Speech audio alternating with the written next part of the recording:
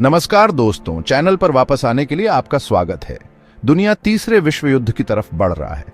आज के समय में विश्व युद्ध का मतलब है दुनिया की तबाही, क्योंकि अब हथियार इतने ताकतवर और प्रभावशाली है कि पल भर में पूरी दुनिया का विनाश कर सकते हैं। रूस और यूक्रेन का युद्ध अब इस ओर बढ़ रहा है। रूस यूक्रेन युद्ध पर कुछ बड़ी खबर है जो चीजों को बदल कर रख देगी। तो सुनिए क्या हो रहा है। राष्ट्रपति जो बाइडेन ने यूक्रेन को रूस के खिलाफ लंबी दूरी की मिसाइलों का इस्तेमाल करने की मंजूरी दे दी है। अमेरिका के इस कदम से रूस और यूक्रेन में और खून खराबा होने वाला है। जी हां, आपने सही सुना। ये मिसाइलें अमेरिकी सेना के टैक्टिकल मिसाइल सिस्टम यानी ATACMS का हिस्सा है और ये सुपरसोनिक बैलिस्टिक मिसाइलें हैं।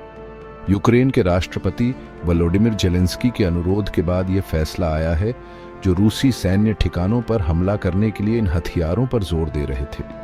इस कदम का समय भी काफी महत्वपूर्ण है।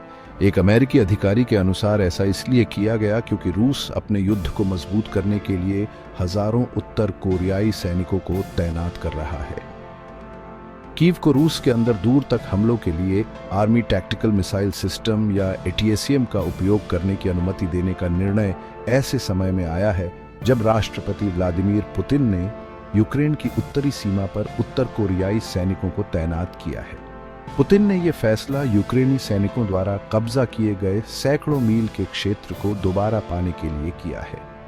रूस यूक्रेन युद्ध को अब लगभग 3 साल हो गए हैं और रूस यूक्रेन पर अपने हमलों में लगातार बना हुआ है। इससे पहले अमेरिका ने यूक्रेन पर कुछ प्रतिबंध लगाए थे, जिससे उनके लिए रूसी आक्रामकता का प्रभावी ढंग से जवाब देना मुश्किल हो गया था। यूक्रेनी राष्ट्रपति वोलोडिमिर जेलेंस्की और उनके कई पश्चिमी समर्थक महीनों से बाइडेन पर दबाव डाल रहे थे कि वे यूक्रेन को पश्चिमी देशों द्वारा आपूर्ति की गई मिसाइलों से रूस के अंदर सैन्य ठिकानों पर हमला करने की अनुमति दें।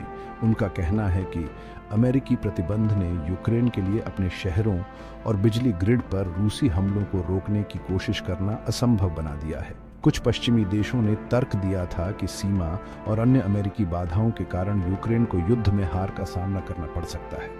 हालांकि यह बहस यूक्रेन के नाटो सहयोगियों के बीच असहमति का स्रोत बन गई, लेकिन बाइडेन के नए फैसले से यह सब बदल रहा है। दिलचस्प बात यह है कि यह फैसला डोनाल्ड ट्रंप के राष्ट्रपति चुनाव जीतने के ठीक बाद आया है, जिससे कई लोग यूक्रेन के लिए अमेरिकी सैन्य समर्थन के भविष्य पर सवाल उठा रहे हैं।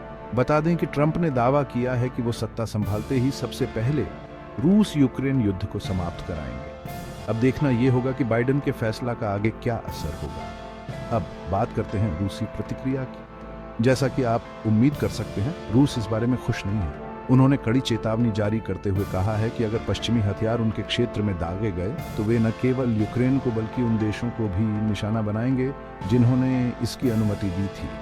और यह यही नहीं रुकता। रूस ने अपनी उत्तरी सीमा पर उत्तर कोरियाई सैनिकों को तैनात किया है, जो यह दिखाने के लिए एक बड़ा कदम है कि वे गंभीर हैं। बदले में उत्तर कोरिया ने रूस का समर्थन करने के लिए हजारों सैनिक भेजने का फैसला किया है। यह पूरी स्थिति तेजी से बढ़ रही है और इससे रूस और पश्चिमी देशों के बीच और भी तनाव हो सकता है। तो आप इस घटनाक्रम के बारे में क्या सोचते हैं? क्या इससे यूक्रेन को अपना बचाव करने में मदद मिलेगी या ये चीज़ों को और ख़राब कर देगा? मुझे अपने विचार कमेंट में बताएं।